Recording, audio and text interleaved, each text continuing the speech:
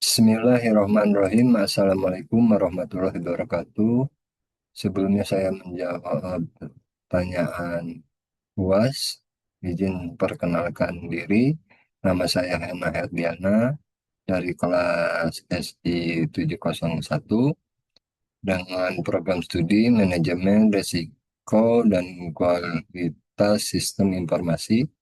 Dan yang saya hormati selaku dosen pengampu Ibu Pesa Asyifa Nur Hakim Eskom MMSI. Untuk itu menjawab pertanyaan dari UAS, mempersingkat waktu, saya langsung aja izin persentase tugas UAS.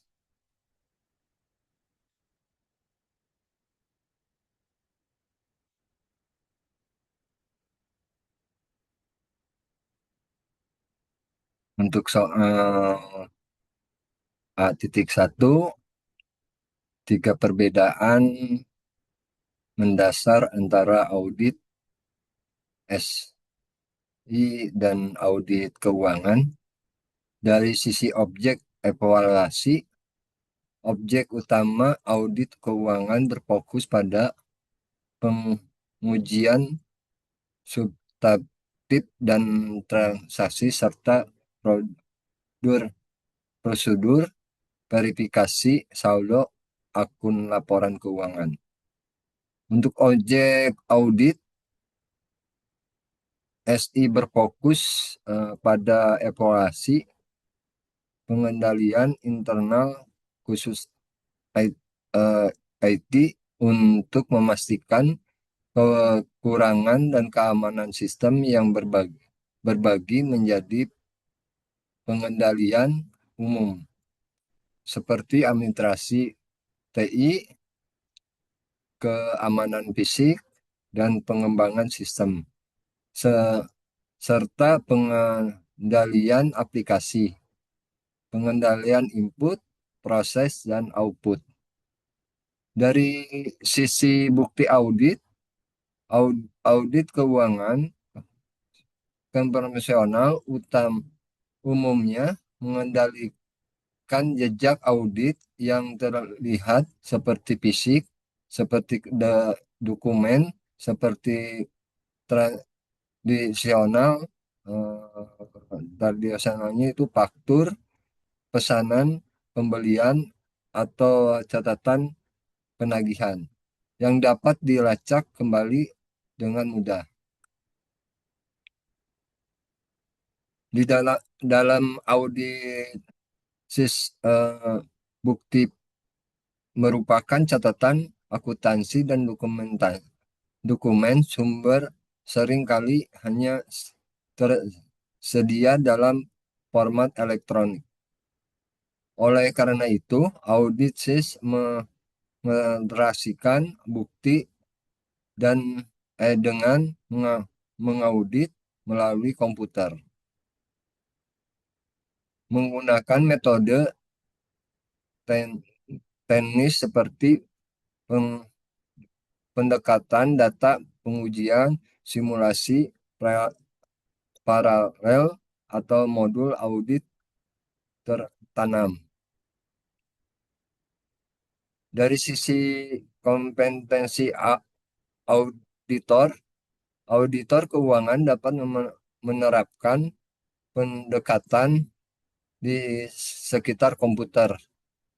Jika dokumen sumber tersedia, di mana mereka mengendalikan pemeriksaan manual tanpa perlu mengevaluasi otomatis komputer di baliknya. Audit SIS menuntun kompetensi teknik yang tinggi untuk memahami, merumitkan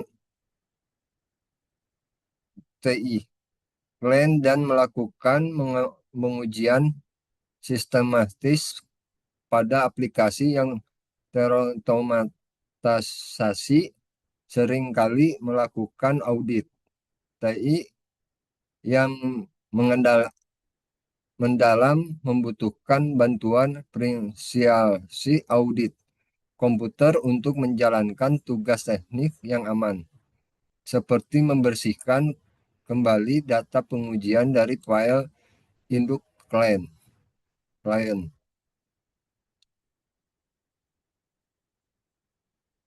Nah, untuk mengapa indentasi dan posisi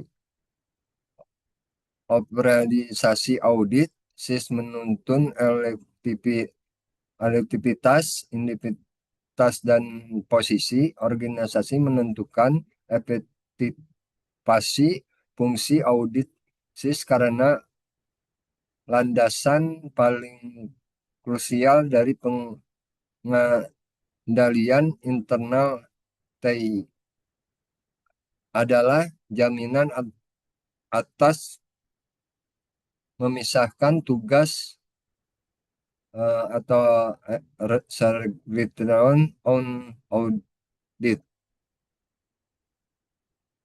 menghindari topik rantai kepentingan. Pengendalian umum mewajibkan pemisahan tugas TI yang memadai, misalnya antara pihak yang bertanggung jawab atas pemrosesan dengan personil yang memiliki akses pada file induk. Jika lembaga pengolahan TI dan lembaga pengawasan keamanan siber berada dalam satu rantai kepentingan prinsip, misalnya tugas ini tidak berjalan karena pengawasan di pihak yang diawasi memiliki biasa atau kepentingan manajerial yang sama.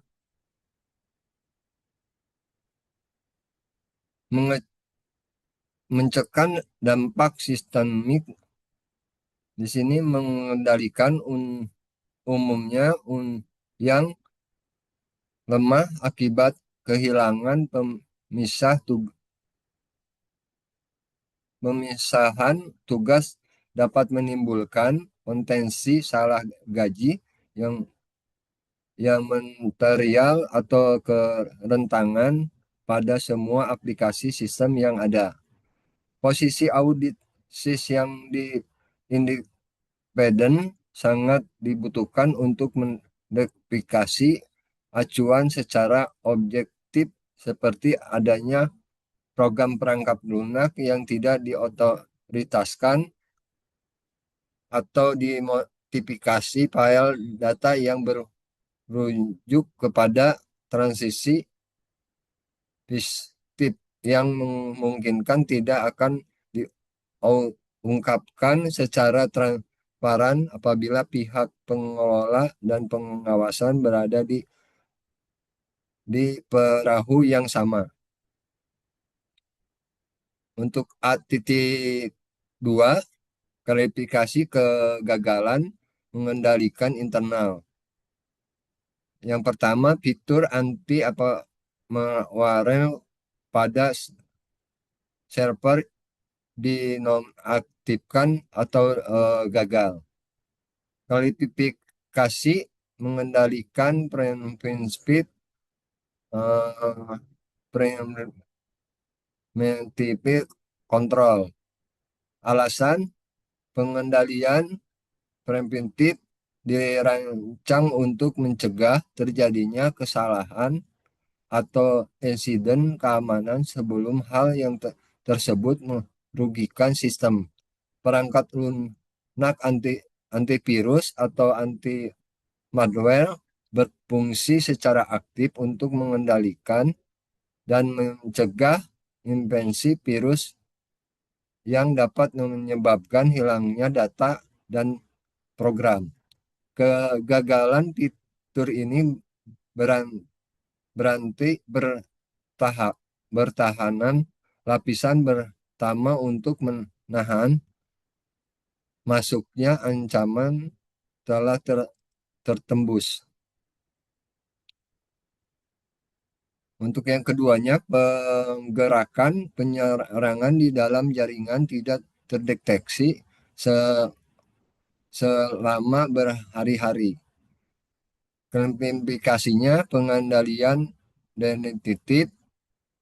Alasannya, pengendalian identitas berfungsi untuk menemukan, mengidentifikasi, dan memberikan peringatan ketika sebuah ancaman berhasil melewati sistem pencegahan.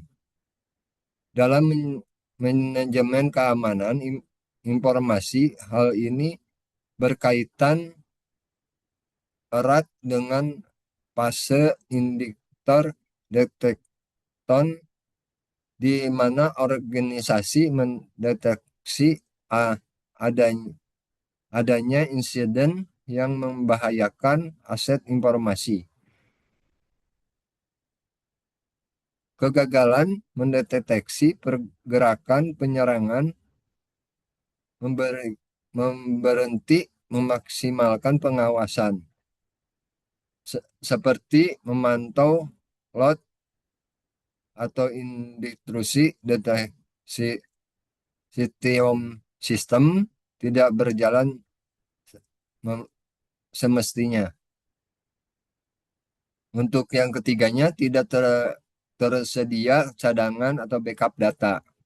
Klasifikasinya, dia mengendalikan korektif. Alasannya, mengendalikan korektif bertujuan untuk memulihkan sistem, memperbaiki kesalahan, dan mengembalikan operasi bisnis ke dalam semula setelah insiden terjadi. Penyimpanan salinan backup, perangkat lunak, dan file data yang krusial merupakan bagian vital dari perencanaan kontingensi dan pemulihan bencana. Tidak adanya cadangan data menunjukkan kegagalan fatal pada fungsi korektif dan pemulihan pasca insiden.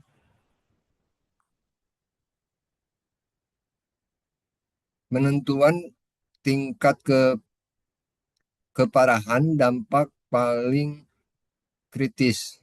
Dari ketiga kegagalan di atas, tidak tersedia cadangan atau backup data, penggagalan pengendalian korektif adalah faktor yang paling menentukan tingkat keparahan dampak akhir. Mengapa demikian?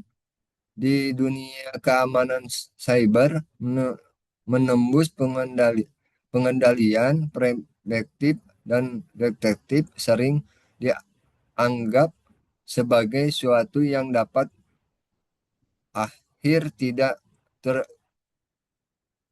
terhindari. Mengikuti prinsip asumsi break, penyerangan yang gigih sering kali bisa mencari celah dari anti hardware atau sistem deteksi.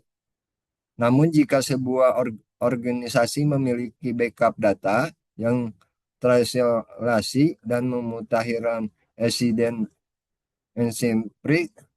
hanya akan menjadi gangguan sementara.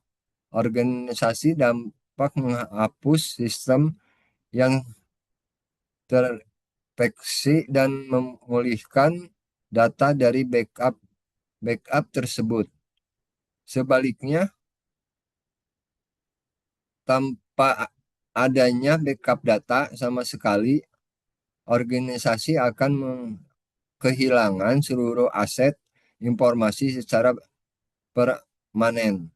Hal ini akan melumpuhkan fungsi kritis operasional, mengubah situs insiden menjadi sebuah ancaman dengan kerugian finansial dan operasional yang masif karena memulihkan tidak lagi memungkinkan untuk dilakukan. A.3 Langkah menyusun ruangan lingkup audit dari hasil penelitian resiko. Perencanaan audit berbasis resiko bertujuan memastikan MNC dengan menggerakkan sumber daya pada area yang paling krusial. Langkah-langkah untuk menyusun ruang lingkup audit dari hasil penelitian resiko adalah sebagai berikut. Yang pertama, menetapkan dan memeringkatkan resiko, mengidentifikasi dan menetapkan proses bisnis sistem IT atau unit operasional berdasarkan tingkat probabilitas dan dampak dampak atau kerugian finansial ke reputasi atau operasional. Untuk yang keduanya, penentuan prioritas audit memiliki area dengan profit risiko inherent maupun risiko sisa yang tinggi sebagai teguran utama audit. Area dengan risiko sangat rendah kemungkinan akan dikeluarkan dari ruang lingkup tahun berjalan. Yang ketiganya, pendeteksian batasan. Nah, ini menetapkan parameter spesifik dari penugasan audit untuk area berisiko tinggi tersebut. Ini meliputi menentukan batasan sistem fisik atau logis yang diperiksa, lokasi departemen, hingga peridon waktu data yang akan diuji.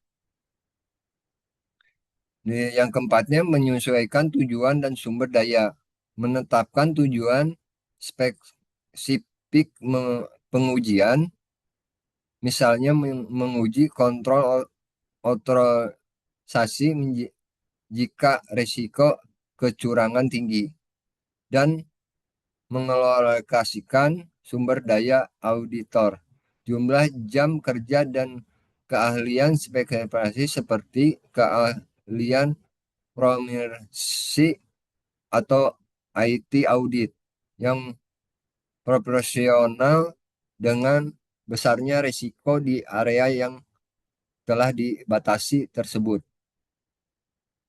Nah, untuk yang B-nya di sini, hindari bukti audit keterbatasan forensik, regression dan implikasi. Interaksi kredibilitas bukti audit. Di sini tingginya keadaan bukti audit bergantung pada sumber daya sifatnya secara umum, hierarki dari yang paling andal hingga paling kurang andal adalah satu, membuktikan bukti fisik dan operasi itu diperoleh secara langsung oleh auditor. Untuk yang keduanya, bukti dari konfirmasi pihak eksternal yang dihempatkan, misalnya konfirmasi bank. Untuk yang ketiganya, bukti analisis atau perhitungan ulang yang dilakukan secara mandiri oleh auditor. Yang keempatnya, bukti dokumen asli klien yang dihasilkan pada lingkungan yang mengendalikan internal kuat, mengendalikan umum yang tidak efektif akan menimbulkan potensi salah salah saji yang material pada semua aplikasi sistem tanpa memperhatikan mutu dari setiap pengendali aplikasi. Untuk yang kelimanya, bukti lisan dari wawancara dan pihak manajemen. Mengapa bukti forensik sangat terbatas saat sistem verifikasi resolveren? Di sini resolveren bekerja dengan merevisi seluruh file database dan load sistem menggunakan algoritma kriptografik yang sangat kuat. Ketika hal ini terjadi, data diubah menjadi seringkali cipheadran acak tanpa kunci dekripsi yang dimiliki pelaku ancaman. Auditor koreksi tidak bisa mengetrack informasi yang terbaca. Selain itu, prinsip merusak integrasi audit terkait, seperti jejak audit asli, menghapus mendata, dan seringkali juga melumpuhkan kontrol load sistem yang esensial untuk melacak setiap melakukan apa dan kapan. Akibatnya, ketersediaan bukti sama sekali hilang.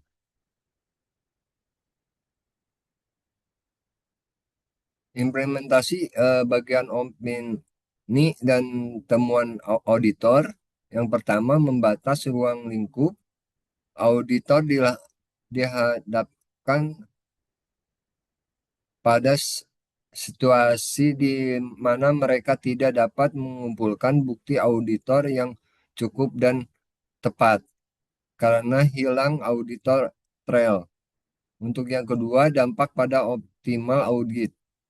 Jika ketiadaan bukti akibat inferensi ini terdampak material tetapi tidak preferensif pada pembukuan entitas, auditor akan mengeluarkan opini wajar dengan pengecualian.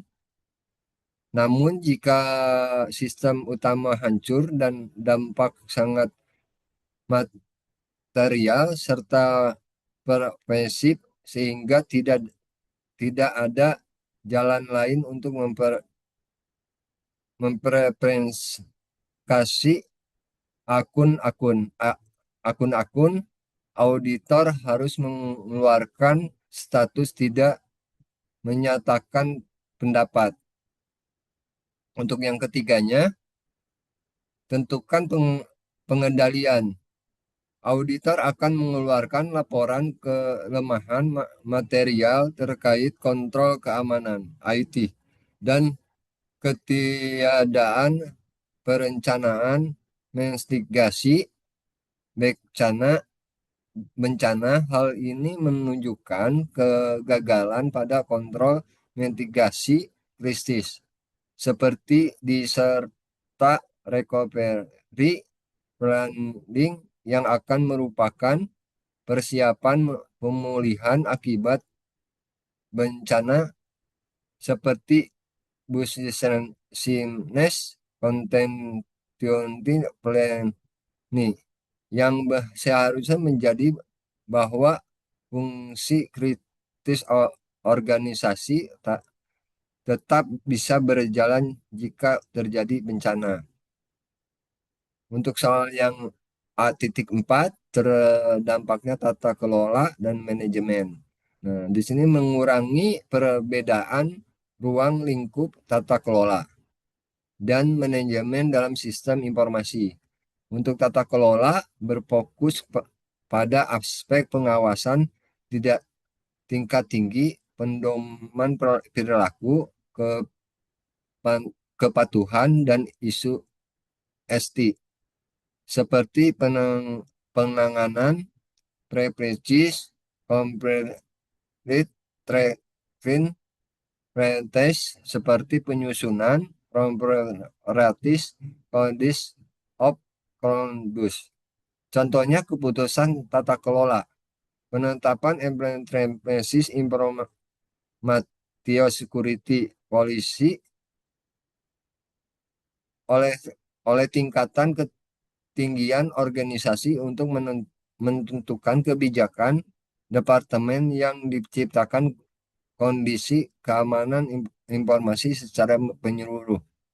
Nah, di sini untuk manajemen berfokus kepada tanggung jawab melaksanakan dan implementasi melakukan kreativitas 5P, yaitu planning, process, eh, program, productivity, dan violence.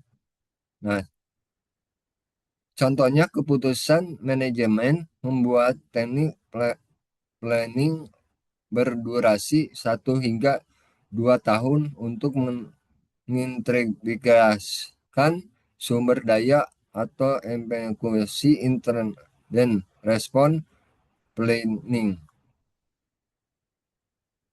sebagai prosedur detail untuk mendeteksi dan mengurangi akibat dari insiden sistem. Nah, untuk kontrol tata kelola untuk menutup celah insiden, ketika sebuah insiden bersumber dari tata kelola yang buruk dan bukan sekedar kegagalan teknik. Hal ini menunjukkan kelemahan pada pengendalian umum. Mengendalikan umum yang tidak efektif akan menimbulkan potensi kerentanan dan salah kaji yang material pada semua aplikasi sistem, tampak memperhatikan sebaik apa mutu dari pengendalian aplikasi. Kontrol tata kelola yang harus diimplementasikan untuk menutup celah tersebut meliputi yang yang pertama, mempermasalahkan tugas IT, mencegah perangkat jabatan, misalnya operasional komputer yang juga memiliki akses programmer untuk menghindari masuknya perangkat lunak tanpa otorisasi atau perubahan file data yang memicu transaksi fiktif. Untuk selanjutnya keamanan fisik dan akses online. Membatasi akses fisik terhadap infrastruktur IT serta mengontrol akses ke jaringan melalui penggunaan ID, pemakaian kata sandi, hingga efektif untuk melindungi file induk dari pihak yang tidak berwenang. Nah, untuk standar pengembangan sistem, memastikan bahwa setiap perubahan perangkat lunak diuji coba secara intensif dengan menguji percontohan seperti pilot testing atau pengujian peralatan sebelum disahkan. Domain codingnya relatif yang disediakan melalui pemahaman unsur-unsur COBIT terhadap kontrol serta implementasi objektif kontrol dan gerakan kontrol dengan mengerujukan pada COBIT versi 4.1 dan COBIT versi 5 karena saya membatasi jawaban pada fakta yang serta dalam dokumen untuk menjaga kekurangan rincian mengenai spesies domain COVID 2019 tidak dapat dijabarkan lebih lanjut di sini. Untuk A.5, dampak insiden resolusi terhadap Randy Chia. Dalam insiden resolusi yang menyerahkan pusat data, data center, Learning Chia yang paling langsung dan domain terdampak adalah implementasi atau ketersediaan. Yang pertama, elemen utama yang terdampak. Alasannya mekanisme kerja utama ransomware ini adalah memprinsipkan file, basis data, dan sistem operasi serta mengunci hak akses pengguna atau administrator. Dampaknya, layanan dan data pada pusat data tidak dampak diakses saat dibutuhkan oleh pengguna berhak, yang memicu kumpulan operasional bisnis secara pasif.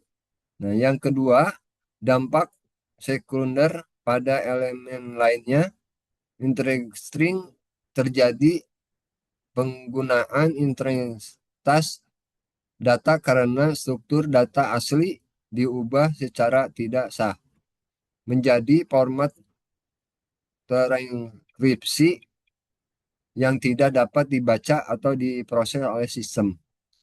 Di sini confidentiality pada tren serangan modern presentasi tidak hanya mengunci data, tetapi juga mencuri atau mengespecifikasi dapat sensitif sebelum mengekskripsi dan mengancam akan membocorkan ke publik jika tembusan tidak dibayar. Nah, untuk yang B-nya, menganggap kualifikasi aset informasi dan yang merupakan kontrol prudensial, kualifikasi akses informasi dan detektif dan akses manajemen mendukung posisi sebagai fondasi keamanan informasi. Tanpa kedua kontrol ini, kontrol teknik kemampuan kemanajerial lainnya akan dihilangkan implementasinya. Yang pertama, aplikasi sistem informasi menentukan apa yang dilindungi. Fungsinya mendetifikasi dan melupakan aset data atau sistem berdasarkan tingkat sensitivitas, nilai bisnis, dan dampak resiko. Dampak jika absen, organisasi tidak mengetahui mana akses crowd Joel dan mana akses bernilai rendah.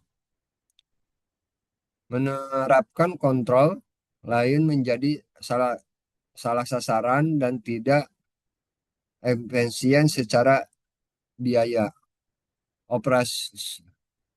Organisasi bisa jadi menerapkan efisiensi hal yang pada umum, namun membiarkan data berhasil tanpa melindungi memadai. Nah, untuk kedua manajemen identitasi dan akses menentukan siapa yang berhak. Fungsinya manajemen bahwa hanya individu yang teraplikasi yang mendapatkan hak akses sesuai dengan batas wewenang dan tugas berdasarkan prinsip dan resin.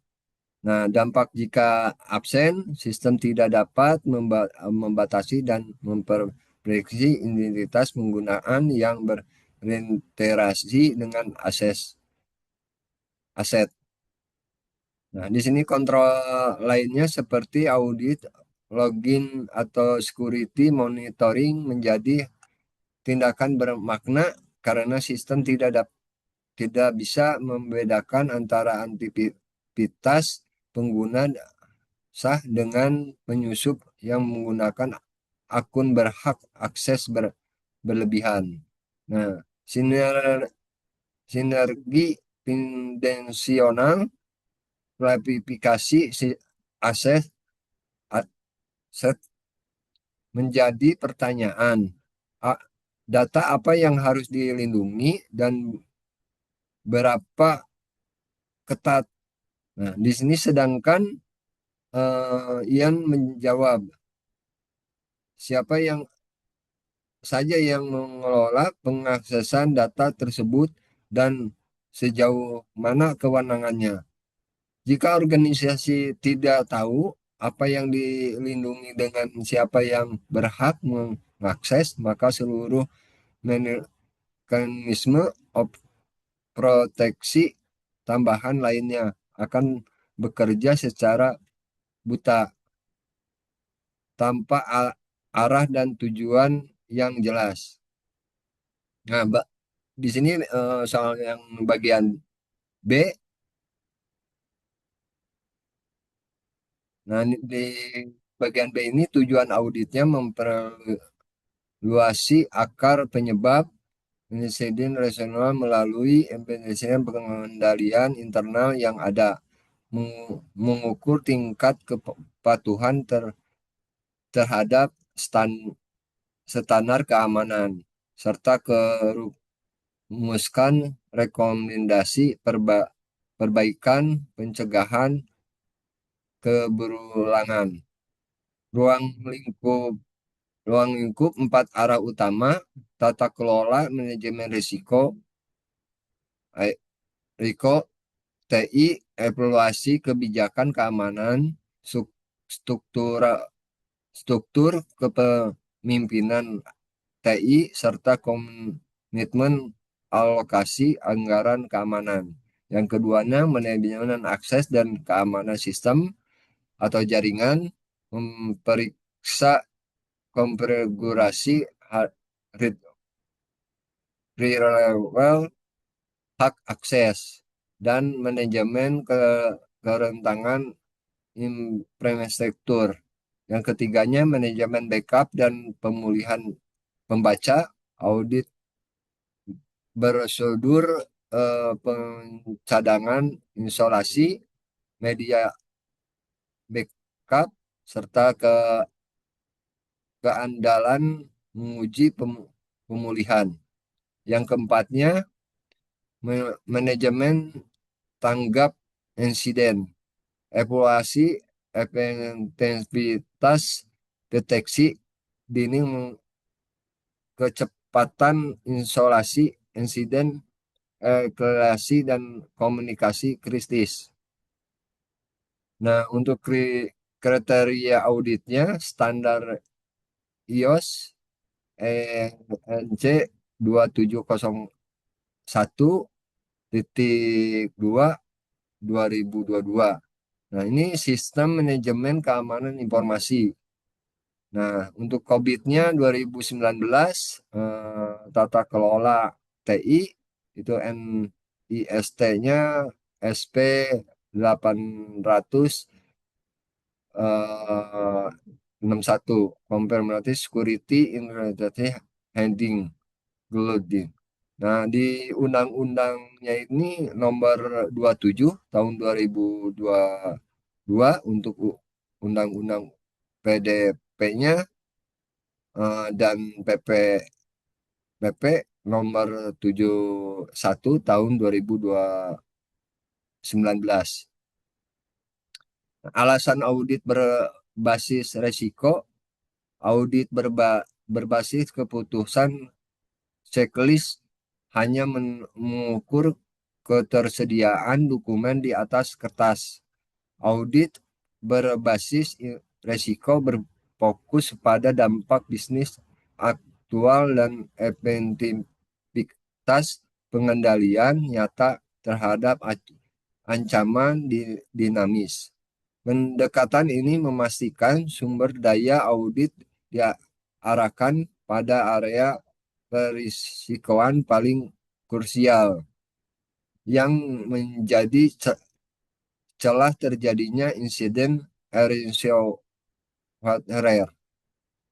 Nah, untuk B.2-nya analisis kegagalan pengendalian dan governance.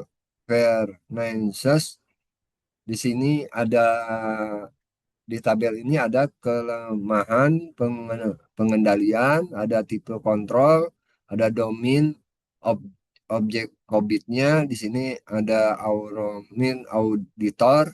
Nah, untuk ketidakadaan salinan backup transisolasi di sini Korebit pakai DSS 04 manajemen continuation.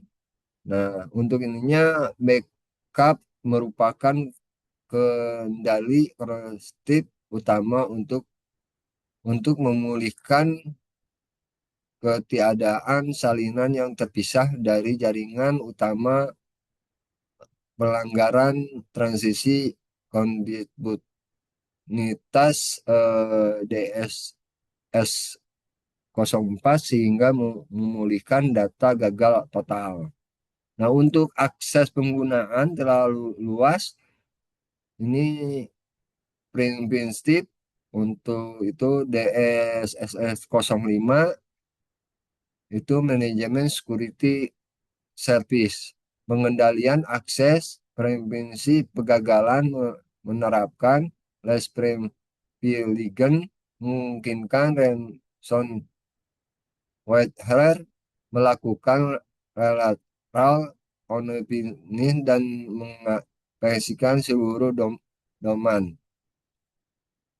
Nah, untuk deteksi anomalin dan monitoring login tidak berjalan.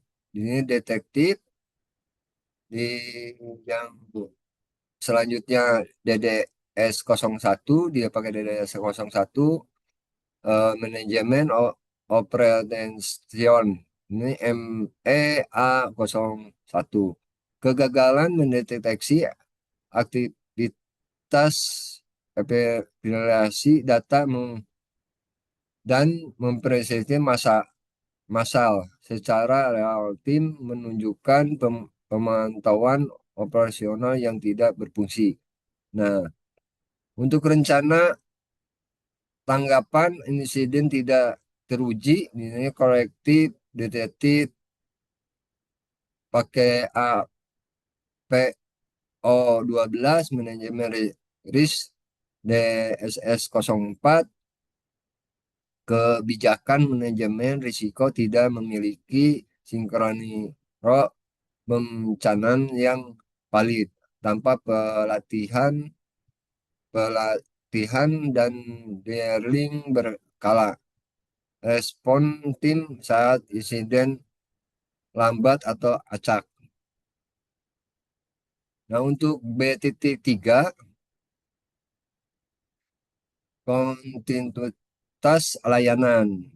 Nah, untuk A-nya konsistensi RTO, PRPO, dan tolak ukur memulihkan. Nah, untuk RTO di sini target waktu misalnya yang ditolak toleransi untuk memulihkan sistem atau layanan kembali beroperasi setelah time. Nah, untuk RPO, batas maksimal kehilangan data yang dapat ditoleransi diukur berdasarkan rentang waktu antara backup terakhir dan momen terjadinya insiden. Nah, mengapa terjadinya tolak ukur antara RTO dan PRO menetapkan batas ambang dampak bisnis, keduanya menentukan desain arsitektur teknik, spekulasi pencadangan dan besarnya implementasi infrastruktur D, DRP yang dibutuhkan. Nah, yang yang ke yang B-nya di sini ada 4 kontrol pemulihan BCP atau DRP tahan ransomware. Nah, untuk yang pertama strategic backup 3, strip 2, strip 1, strip 1, strip kosong. Misalnya yang 3 salinan data, yang pada yang kedua jenis memindah media berbeda. Nah, untuk yang satu saling dikoleksi terpisah. Satu lagi ini salinan imprensolasi penuh. Nah, untuk yang nolnya dan yang nolnya ini kesalahan saat menguji pemulihan. Nah, yang kedua menyimpan implementable, mengunci data backup menggunakan teknologi WORM. Di sini waiting Menting agar tidak dapat mengotifikasi atau menghapus oleh kreditasial do, domain yang telah terkompromin. Untuk yang ketiga serta rekomendasi enter terpisah menyediakan DRC aktif pasif atau aktif aktif aktif dan segmentasi jaringan dan kontrolnya untuk kasih terpisah dari lingkungan produksi.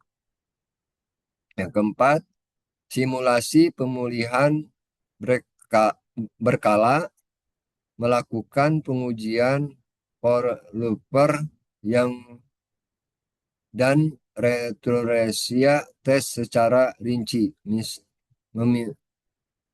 minimal 2 kali setahun untuk memastikan kesiapan infrastruktur dan SDM. Nah, di sini yang C-nya kaitan dengan prinsip ketersediaan Trinsia, prinsip availabilitas, penjaminan data sistem dapat mengakses oleh pihak yang berwenang dan saat dibutuhkan ransomware merusak aspek ketersediaannya ini melalui ekspresi paksa. Ketiadaan backup teruji melumpuhkan tersedianya secara total, yang berakibat langsung pada perhentian layanan publik dan kerugian operasional organisasi.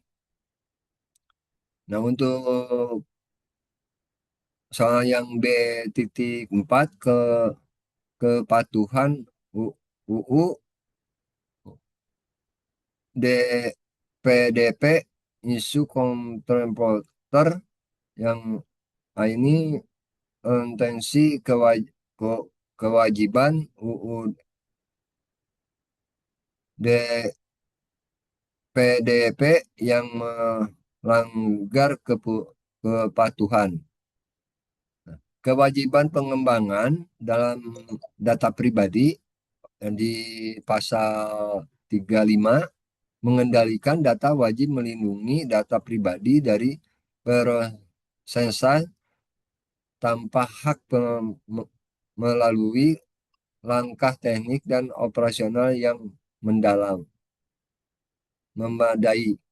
Nah, untuk kewajiban notifikasinya kebocoran data ini ada di pasal 46. Mengendalikan data wajib menyampaikan pemberitahuan tertulis secara resmi maksimal 3 kali 24 jam kepada lembaga pelindungan data pribadi dan subjek data jika terjadinya kegagalan pelindungan data. Lalu selanjutnya menunjukkan pejabat pelindungan data. Di sini juga ada di pasal 53 pengendalian data yang memproses data pribadi untuk ketinggalan pelayanan publik wajib menunjukkan petugas pelindungan data pribadi yang disebut DPO. Nah, yang B-nya ini analisis kritis sensi identitasi negara dan kompleksitas penegakan. Integrasi atau penyelenggaraan negara secara hukum dapat dinyatakan pelanggaran UU PDP, namun terdapat kompleksitas penegakan. Nah, di sini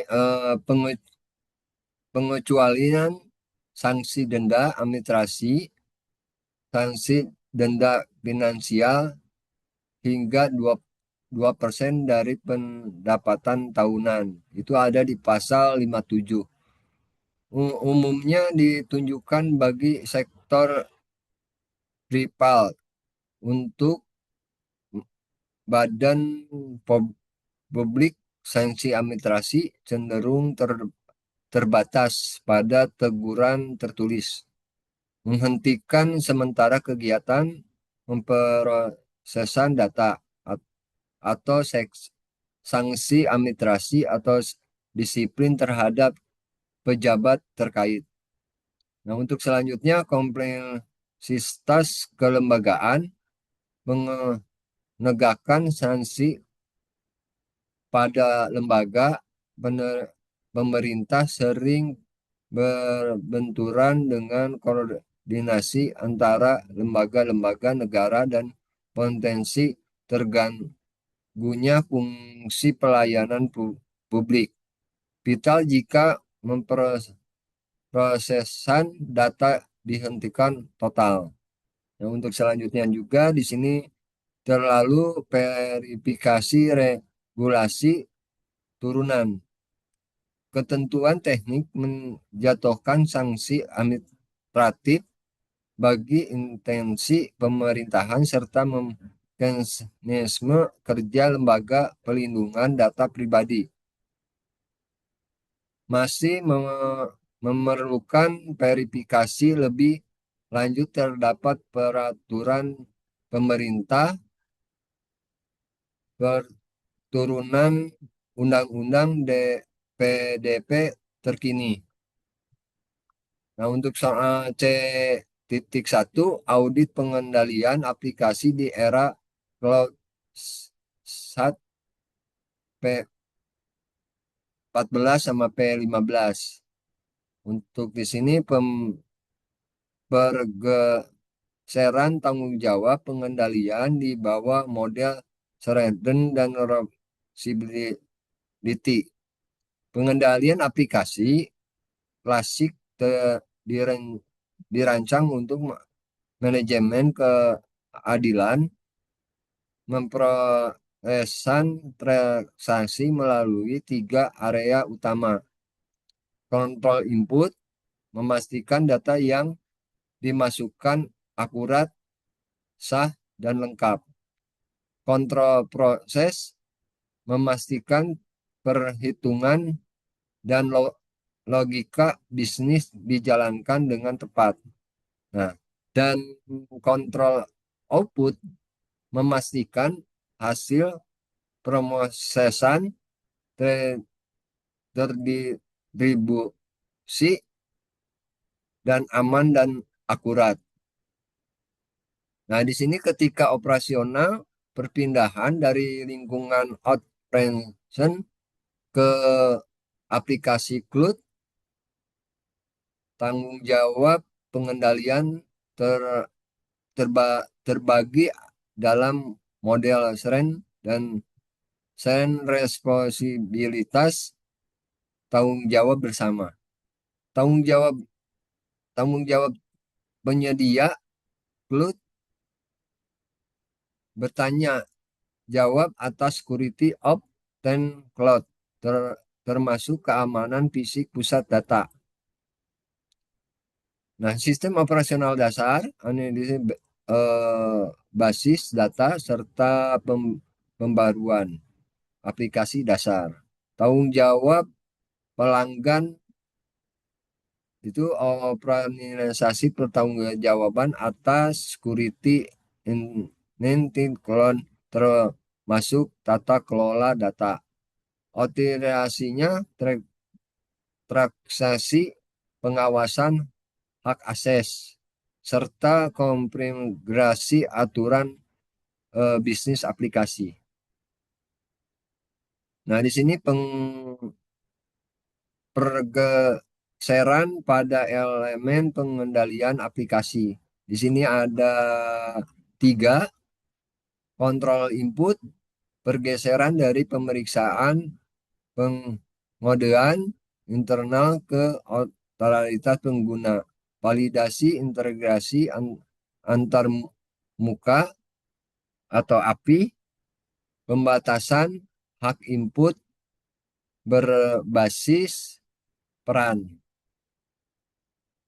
Nah, dan konfigurasi aturan input pada kontrol SAS.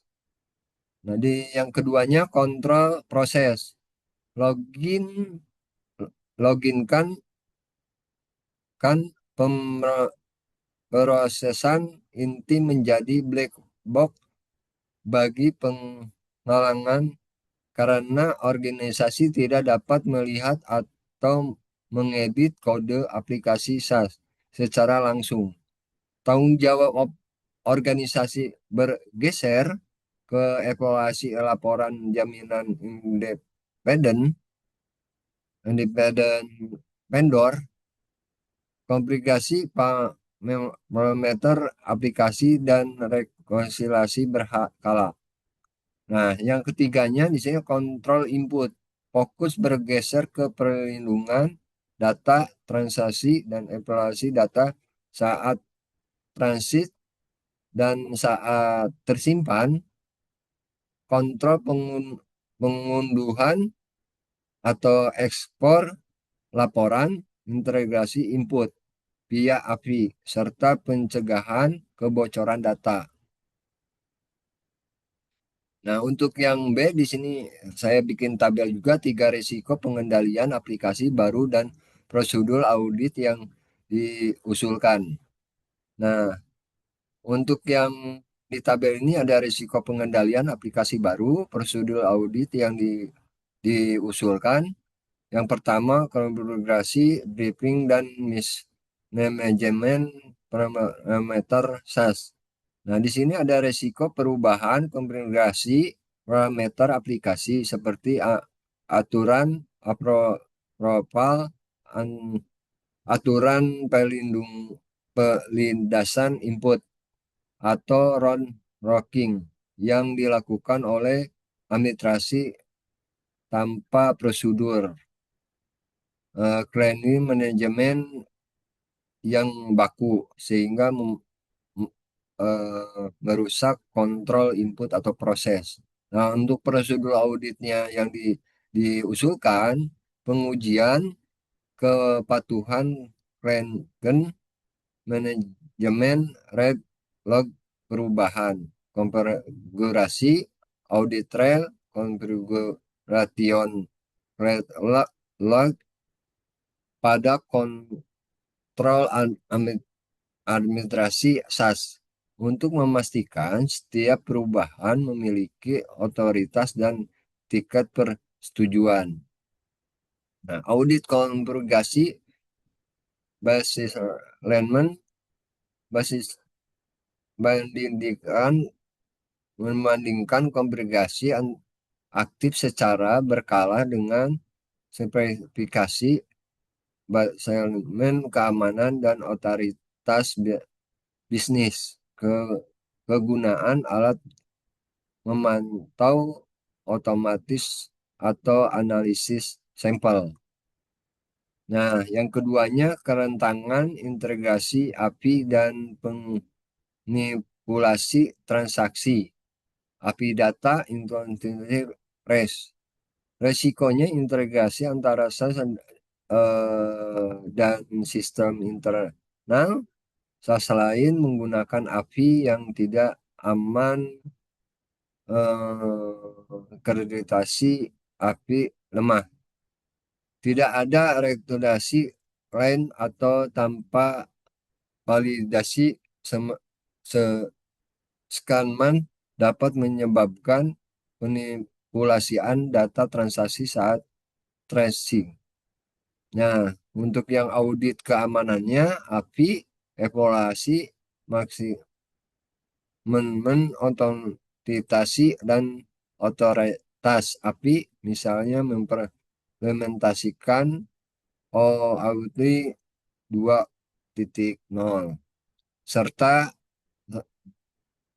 serta prinsip playload di sini TLS 1.3. Nah, untuk substitutifnya rekonsiliasi teknik melakukan pengujian rekonsiliasi data otomatis antara sistem pengiriman dan penerimaan, memastikan integritas dan keutuhan. Nah, untuk ketiganya, ketergantungan logika menerus senset vendor. Nah, risiko organisasi tidak dapat memverifikasi langsung apakah perhitungan atau logika proses, misalnya melakukan bajak atau penyusutan, berjalannya secara akurat tanpa manipulasi oleh pihak penyedia. Nah, di ini evaluasi laporannya untuk SOC-nya 1 atau SOC-nya 2, tipe 2 ditinjau laporan manajemen independen dari audit faktor SAS, khususnya pada pengujian service auditor terdampak kontrol operasional dan kolimeter user IT control. Nah, pengujian RAN performance-nya di sini apabila sampel data transaksi terhitung ulang secara mandiri menggunakan data uji independen dan pembandingan hasil dengan output yang dihasilkan SAS. Nah, untuk C.2, integrasi dan manajemen insert-nya di sini ada mengapa implementasi perangkat tanpa implementasi orang merupakan kegagalan perencanaan strategi TI. Pola insiden keamanan di mana tool di dibalik tetapi tidak ada analisis yang cukup untuk mengoperasikan merupakan bentuk kegagalan kerencanaan strategi IT, bukan sekadar masalah operasional teknik karena beberapa alasan mendasar.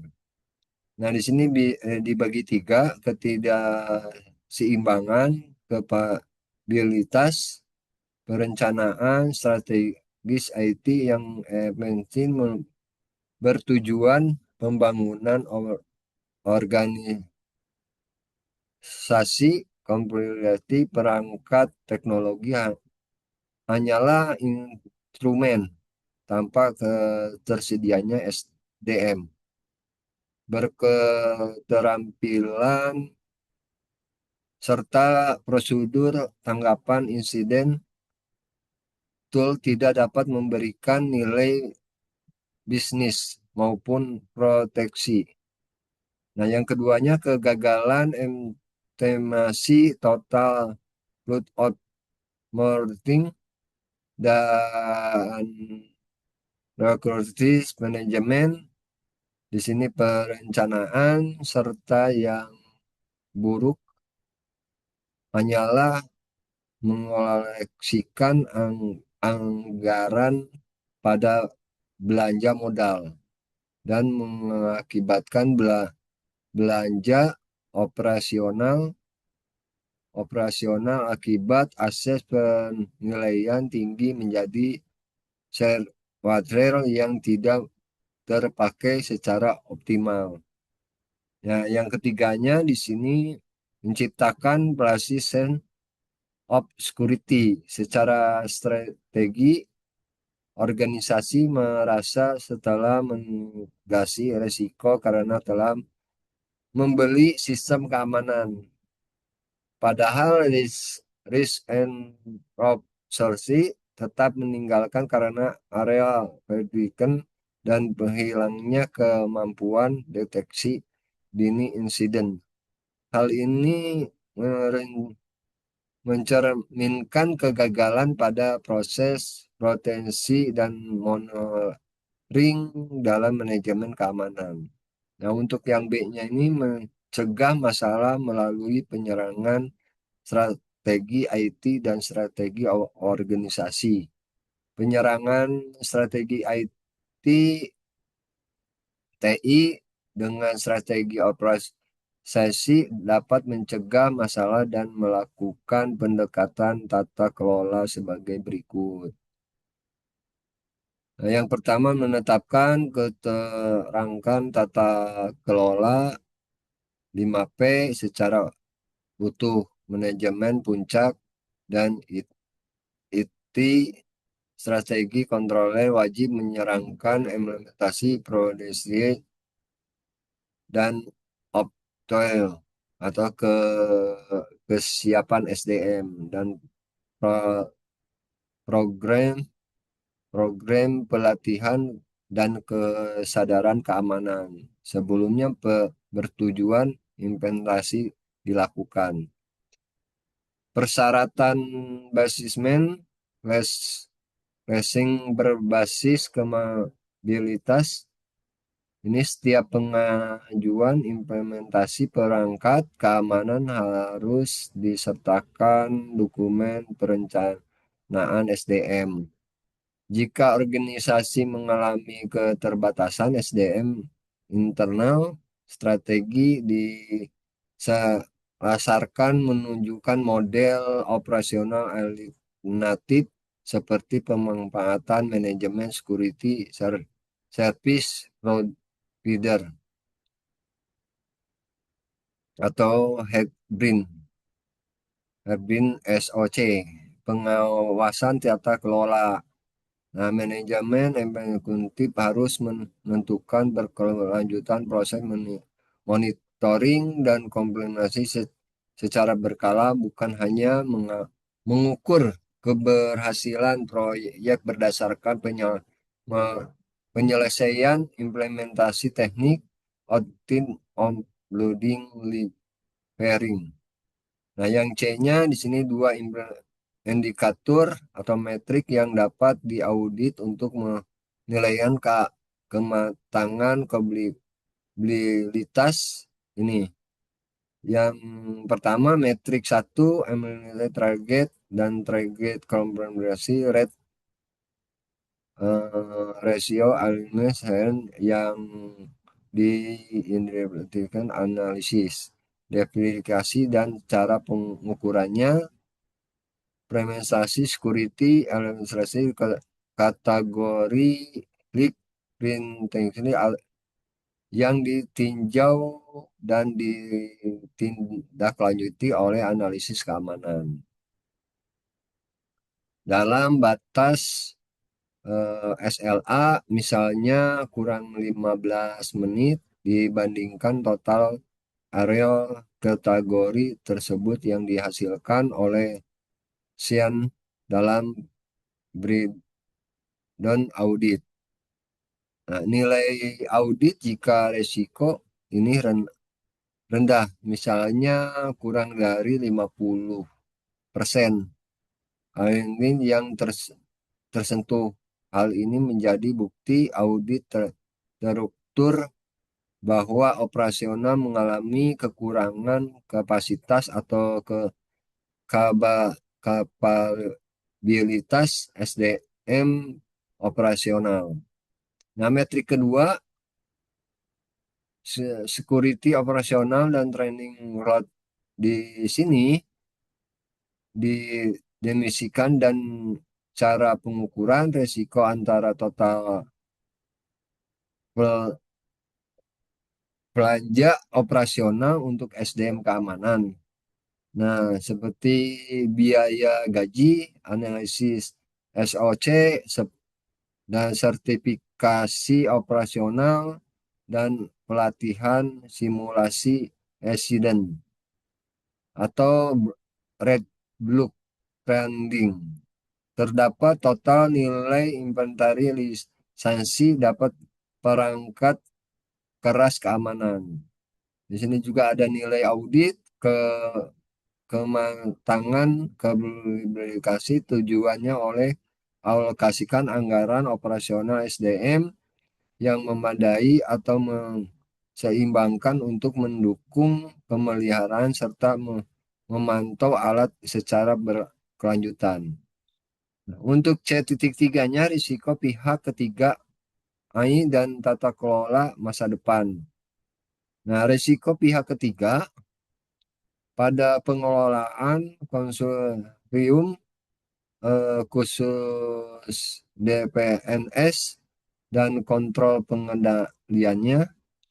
Mengapa risiko pihak ketiga sering terabaikan? Yang pertama, mitos risiko. Organisasi sering menganggap bahwa dengan penyerangan operasional infrastruktur kepada konsorsium vendor, maka risiko keamanan sepenuhnya berpindah ke vendor. Padahal accountable atau tanggung jawab akhir atas keamanan data publik atau organisasi tidak pernah bisa dialihkan. Nah, yang keduanya organisasi kerantangan pasok. Konsorsium terdiri dari banyak entitas. Nah, vendor menyediakan hardware, pengembangan perangkat lunak, menyediakan manajemen servis, sehingga subkontrol. Celah pada faktor tingkat 2 atau tingkat 3 sering kali lupa dari penilaian risiko awal.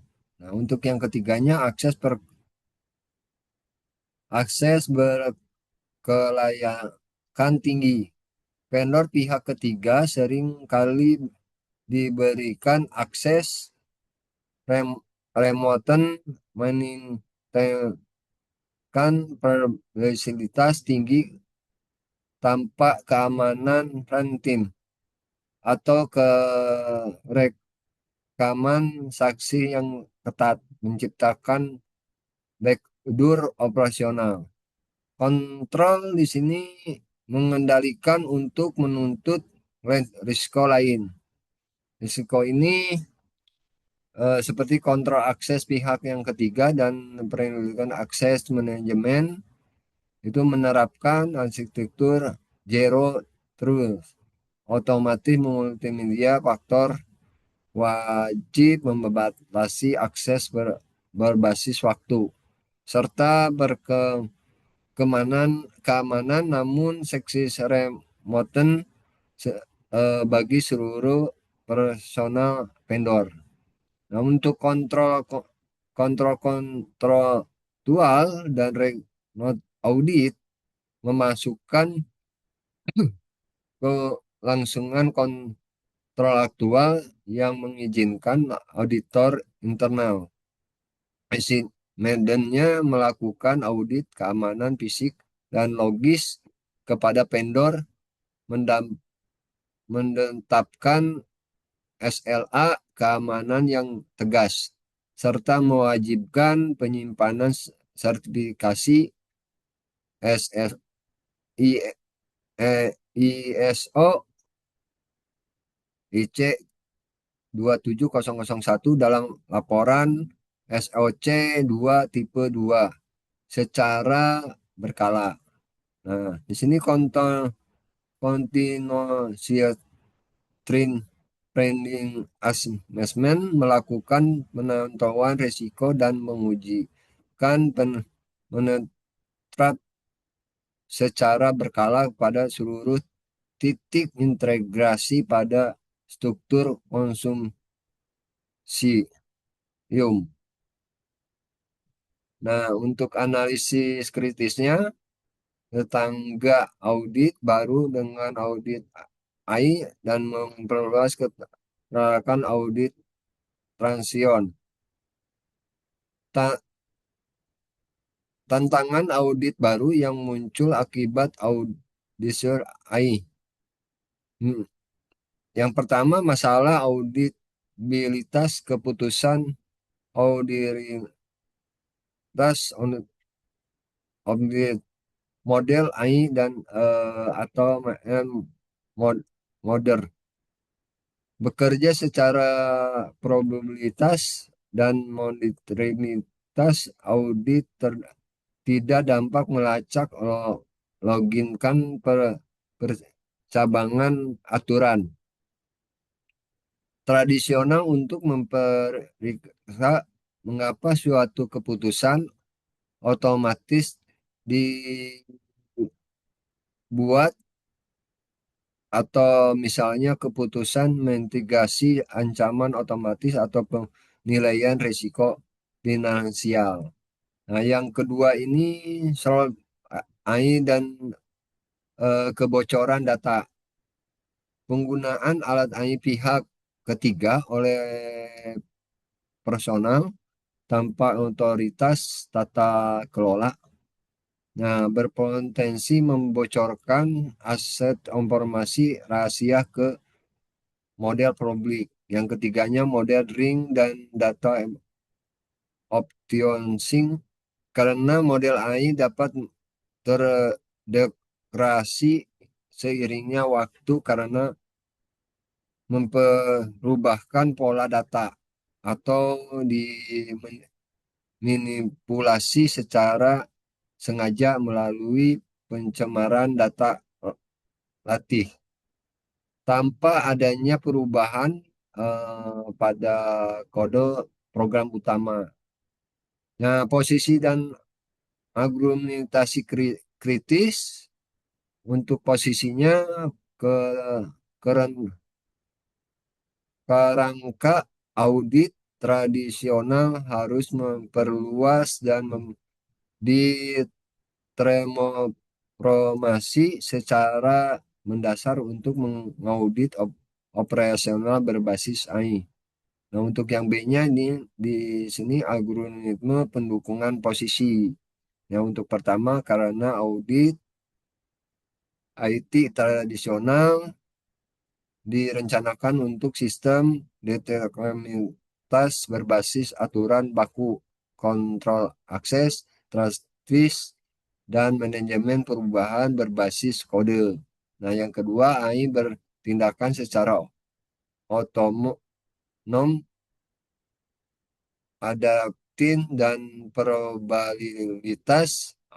Audit AI memerlukan dimensi baru yang tidak ada pada audit etik tradisional, seperti audit kesetaraan dan bias. Terus audit keteruntunan data, audit transformasi, ujian ketahanan model terdapat serangan. Nah, untuk C-nya di sini mengujikan AI hanya dengan perangkat kerja tradisional, ibarat memeriksa fisik server tanpa memeriksa kesehatan logika seperti algoritma di dalamnya.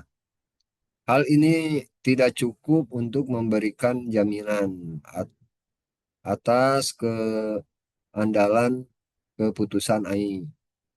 Nah, algoritma tending, pihak yang mendukung mendekati omniscient pergunaan Goodman bahwa keteragaman audit tradisional pada dasarnya sudah mencukupi jika prinsip utama ditransaksikan secara fleksibel. Nah, di sini ada AI pada dasarnya tetap merupakan akses printing lunak apa software dan data. Resiko utama AI seperti akses tidak berwenang, kualitas data yang buruk, dan kegagalan sistem tetap dapat ditutupi oleh kontrol TI. Umumnya tradisional threat management untuk kontrol training model, data organization untuk input data. Nah, indikator dan akses manajemen untuk API, AI, serta monitoring untuk pengukur kinerjanya membawa kerangkaan audit baru yang dilakukan rutin berisiko menimbulkan beban kepatuhan bagi organisasi. Nah, sistem dan kesimpulan posisi me- me- meskipun prinsip dasar ITGC itu seperti manajemen akses dan kontrol perubahan tetap berlaku sebagai fondasi sistem probabilitas dan black box dari AI membutuhkan perluasan karena kerja khusus seperti pengintegrasian NTST, AI, risk manajemen promoting atau IOS yang itu dan IS C4200 AI manajemen sistem ke dalam standar audit internal organisasi. Nah, untuk soal jawaban untuk UTS itu aja yang bisa saya jawab. Terima kasih banyak Ibu Pesa. Assalamualaikum warahmatullahi wabarakatuh.